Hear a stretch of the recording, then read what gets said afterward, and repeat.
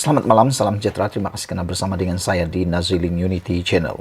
Tak pasti sejauh mana Tun Mahathir akan meneruskan saman fitnah RM150 juta terhadap Anwar Ibrahim apabila SPRM dan juga seorang pemimpin daripada UMNO sendiri mendedahkan perkara yang amat mengejutkan. Tak pernah saya tahu dan tak pernah anda tahu. Perkara pertama yang dipertimbangkan saat ini, adakah Tun Mahathir akan meneruskan saman beliau terhadap Anwar Ibrahim ataupun beliau akan menarik balik saman tersebut, ialah apabila seorang pemimpin ahli Majlis Kerja Tertinggi UMNO, iaitu Puad Zarkasi, yang juga merupakan pemimpin yang boleh dianggap veteran UMNO, mengatakan bahawa SPRM perlu segera buka fail lama Tun Mahathir bersama dengan anak-anaknya. Apabila Puad Zarkasi mendedahkan perkara ini, ada netizen dan juga pengkritik serta penganalisis politik, pemerhati politik mengatakan, adakah perkara ini akan membuat Mahathir Mohamad membuka ataupun mengubah pikiran beliau? Adakah ini akan menjadikan Tun Mahathir Mohamad takut dan akan mula memikirkan untuk sama ada meneruskan saman terhadap Anwar Ibrahim sebanyak 150 juta itu ataupun menarik balik? Kerana seperti yang pernah saya kata sebelum ini, juga beberapa orang penganalisis politik dan pemerhati politik mengatakan tindakan Mahathir menyaman Anwar Ibrahim adalah tindakan bunuh diri, tindakan menjerat leher sendiri, kerana sebelum ini belum pernah Mahathir Mohamad dibawa ke mana-mana mahkamah berkaitan dengan kekayaan, dakwaan kekayaan Mahathir juga anak-anak dan kronisme yang didakwa selama ini berpuluh-puluh tahun. Tak pernah didakwa, tak pernah dibawa ke mahkamah. Tetapi oleh kerana Mahathir Mohamad sendiri, tindakan beliau sendiri membawa isu ini ke mahkamah dengan menyaman Anwar Ibrahim, maka otomatik semua kes-kes lama, semua fail-fail lama bakal akan dibuka untuk membolehkan siasatan dijalankan bagi membuktikan sama ada Anwar Ibrahim bersalah dan didapati memfitnah atau sebaliknya. Tugasan Anwar Ibrahim sekarang, Perdana Menteri kita pula, ialah untuk membuktikan bahawa apa yang beliau katakan adalah benar.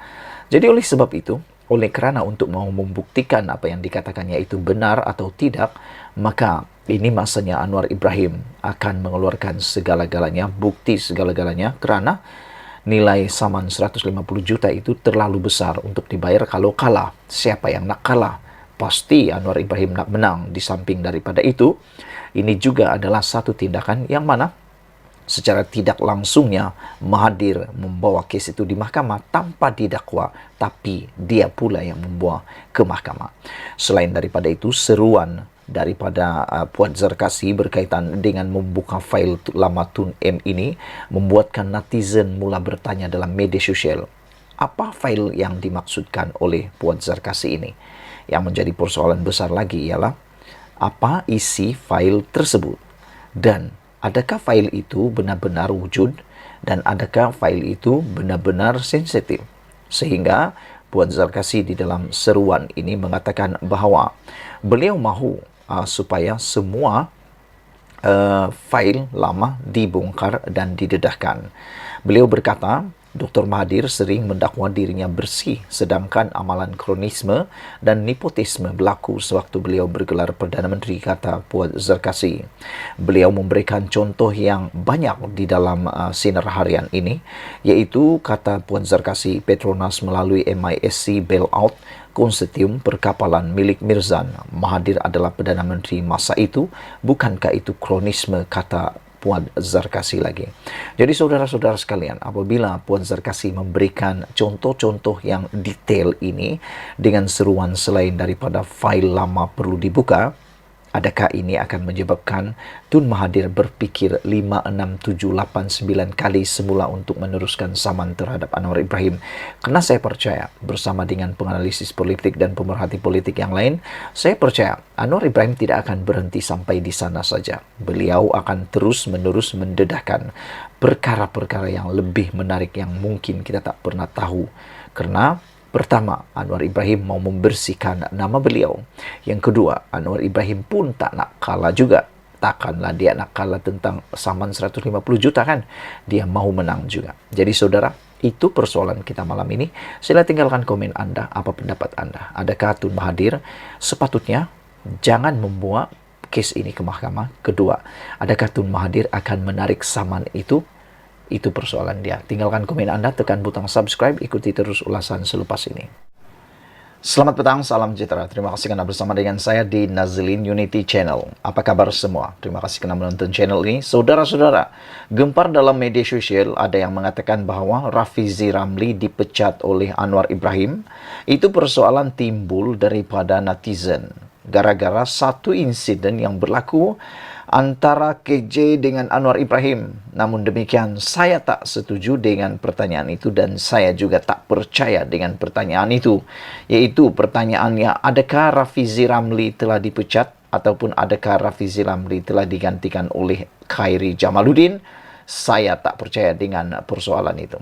Sebelum saya teruskan ulasan ini, jangan lupa Anda juga tinggalkan komen Anda setiap kali saya membuatkan konten. Dan dalam konten ini, Anda tinggalkan komen Anda. Apa pendapat Anda tentang pencapaian Rafizi sebagai Menteri Ekonomi di Malaysia dalam Kabinet Anwar Ibrahim, yang seringkali Rafizi diolok-olok oleh Perikatan Nasional sebagai pakar teori semata-mata. Tapi saya tak setuju. Saya beranggapan Rafizi Ramli telah menunjukkan prestasi yang amat baik. Hanya tunggu masa untuk beliau menghasilkan sesuatu. Ialah, mahu menilai seseorang itu hanya dalam 7 bulan, itu adalah tidak adil sama sekali. Namun demikian, netizen hari ini mempersoalkan Rafizi tiada dalam mesyuarat Anwar dan KJ yang tular baru-baru ini. Sehingga kan ada yang membuat spekulasi bahawa KJ akan diberikan jawatan besar di dalam apa-apa program ataupun rancangan Anwar Ibrahim untuk hala tuju ekonomi Malaysia. Selain itu, ada juga netizen yang cuba membuat spekulasi adakah KJ telah membuat pilihan untuk menyertai parti PKR dan adakah Rafizi akan membuat parti baru untuk menyertai kerajaan perpaduan. Tapi untuk malam ini, satu isu yang mengejutkan kita, yang menarik perhatian kita ialah apabila pengguna media sosial menimbulkan tanda tanya berhubung ketidakhadiran Menteri Ekonomi iaitu Rafizi Ramli dalam satu perjumpaan yang diadakan oleh Perdana Menteri Anwar Ibrahim bersama ahli ekonomi dan pakar industri bagi membincangkan hala tuju ekonomi negara. Saudara-saudara sekalian, pertama sekali, saya ingin mengingatkan kita semua bahawa Khairi Jamaluddin dan juga Rafizi Ramli adalah sahabat rapat. Mereka adalah kawan baik. Jadi adalah mustahil Rafizi tak hadir di dalam mesyuarat itu kerana tak suka dengan KJ. Ada netizen menulis mungkin sebab KJ tak suka dengan Rafizi atau Rafizi tak suka dengan KJ. Itu adalah dakwaan yang tidak benar kerana Rafizi dan juga KJ adalah sahabat baik. Selain itu, saya rasa Rafizi tidak hadir dalam mesyuarat itu bukan kerana tidak dijemput atau bukan juga kerana beliau tidak mau hadir, tetapi mungkin ada program lain yang berlanggar dengan mesyuarat tersebut. Jadi mungkin mesyuarat ataupun program yang dihadiri oleh KJ itu terdahulu dijadwalkan. Saudara-saudara sekalian, sebaliknya bekas ahli Parlimen Rembau menurut laporan Sinar Harian ini, Khairi Jamaluddin Abu Bakar pula dijemput Anwar untuk menghadiri perjumpaan tersebut sedangkan beliau bukannya dikenali sebagai pakar ekonomi. Bagaimanapun tidak dapat dipastikan peranan yang dimainkan Khairi Jamaluddin atau KJ dalam pertemuan itu. Seorang pengguna Facebook, Ahmad Muhammad berkata, bincang hal ekonomi tanpa Menteri Ekonomi, tetapi kenapa, kata beliau, kami masih memerlukan formula beliau, guraunya. Menurut seorang pelayar lain yang menggunakan Facebook, Nos Babe berpendapat, Rafizi perlu ada dalam perbincangan tersebut kerana ia melibatkan soal ekonomi negara.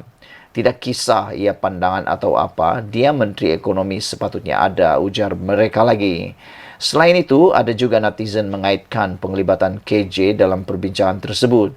Kerana terdapat ura-ura, beliau akan menyertai parti pembangkang menjelang pilihan raya negeri tidak lama lagi.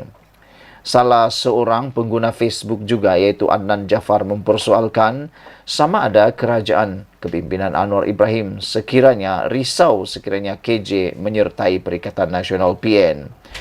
Bimbang KJ join PN ke soalnya. Mahu pujuk KJ lah tu sebab Jahid KJ sudah tolak awal-awal kata pengguna akaun Facebook bernama Lajia. Bagaimanapun, terdapat orang ramai menyokong tindakan Anwar dengan memanggil KJ untuk menghadiri perbincangan tersebut. Tidak salah bincang hala 7 negara bersama-sama. Negara kita bersama, luas salah seorang pengguna Facebook. Saudara-saudara sekalian, apa pendapat anda tentang isu pada malam ini? Adakah juga anda bersama dengan netizen mempersoalkan Rafizi tiada dalam mesyuarat Anwar KJ, ataupun anda juga berpikir bahawa ada potensi KJ betul-betul telah disingkirkan atau dipecat oleh Anwar Ibrahim? Saya tidak percaya tentang perkara itu. Saya berpendapat KJ dalam prestasi yang terbaik dan mungkin ketidakhadiran beliau itu sudah maklum dan ada alasan program atau ada alasan yang lebih munasabah yang kita tak tahu, ataupun perkara yang dibincangkan dalam mesyuarat tersebut tidak perlu untuk Rafizi hadir. Sekian dulu untuk kali ini. Jangan lupa tinggalkan komen anda, tekan butang subscribe. Kita jumpa lagi. Malaysia kita punya, kita jaga sama-sama. Cintai Malaysiaku. Bye-bye.